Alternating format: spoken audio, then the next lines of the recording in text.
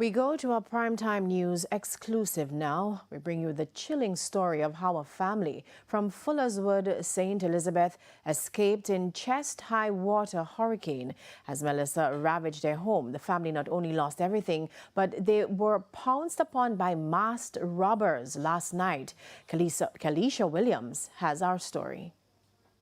Me did and come back alive because when my son come for work and see me half dead in the house, he flew to the hospital with me. So as you can hear, Miss Gaudi's story is just one of many we've been hearing throughout St. Elizabeth.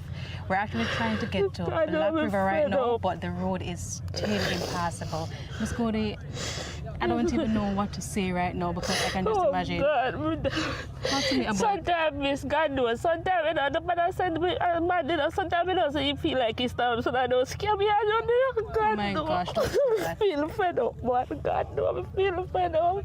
I'm happy you're here with us, and I'm happy you're still alive. And me and my husband and my wife, and so we have to hug up and see, because they know, so me have the asthma now. They hug me up tight, and we ears them and sting. Then the water swell come right up here, so. Any of the officials, you saw any of the officials in the area who could have assisted you to go to a shelter before the storm? I don't see nobody move, me not tell and no would you lie. have gone if you had seen somebody? Yeah, because end up last time when one storm me passed through near Ivan, the fire truck he come for us. And you were saying that on top of that, people also came and they were looting? Yes, last night they had mass up themselves and we balled out and we said, Jesus Christ, when are going to do to we now?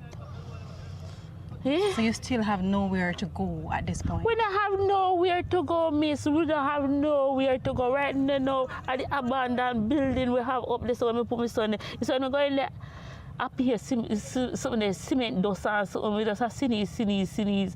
We don't have nothing. We don't have no mattress. No one passed not even piece of mattress. No one passed to assist you or anything at all? Nobody not give me nothing, miss. Me not tell no lie. We hungry, God know. Right now, my mouth is supposed to smell or something because you know, so when I don't eat. You understand? When was the last time you ate? I tell you, say, the last time we eat about Saturday because we are afraid panic. So last time we eat, all my son, he forget his medication, then went up in the car. Every minute we are blackout. We are blackout every minute. Because we're hungry, we not even have a salt in our belly. It's cheer we. Right, that's what where's your husband now? I tell you, say, in gone up on a wall building there, so look up there, so. Yes, I'm seeing it. He right up there, so right on the wall, upstairs and downstairs, business where unfinished. If I don't see, go over there, you see him. Go over there, miss, please. Yes, Go over there, go see my son. We're going to go over there and see.